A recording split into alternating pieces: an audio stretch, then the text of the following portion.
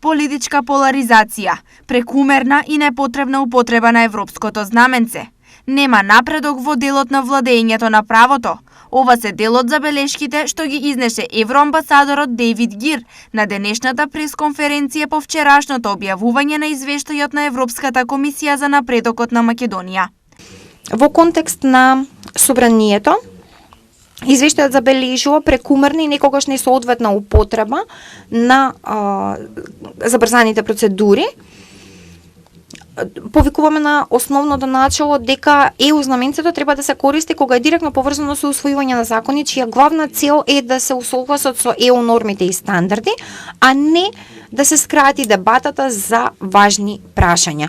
Особено подсетуваме и дека има злоупотреба на знаменцето во случајот на измените на кривичните закони и законите поврзани со патните коридори 8 и 10Д, Бехтеленка договорот. Гир, согласно извештајот, констатира дека нема напредок во борбата со корупцијата, но и нејзино зголемување. Во врска со борбата против корупција, повторно извештајот вели дека не е постигнат напредок.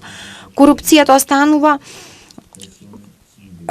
присутна во многу области и останува прашање на загриженост. Забележуваме случаи на корупција на високо ниво, кои што се зголемуваат, тоа резултира и со застареност на случаите и тоа е забележано како прашање на сериозна загриженост, затоа што измените на кривичниот закон ги намалија максималните законски казни за некои случаи, што резултираше со примена на застареноста, со што се стопираат или се прекинуваат голем број на случаи и се попречуваат способностите на властите да ги истражуваат и спроведуваат таквите случаи во иднина. Укажувањата во извештајот на Европската комисија, владата ги прифаќа за она што се случува и што треба да се случи, смета вице-премиерот за европски прашања Бојан Маричич на денешната заедничка пресконференција со евроамбасадорот Гир. Земјата ги продолжува напорите за ЕУ реформите и секојдневно работи на исполнувањето на европските стандарди,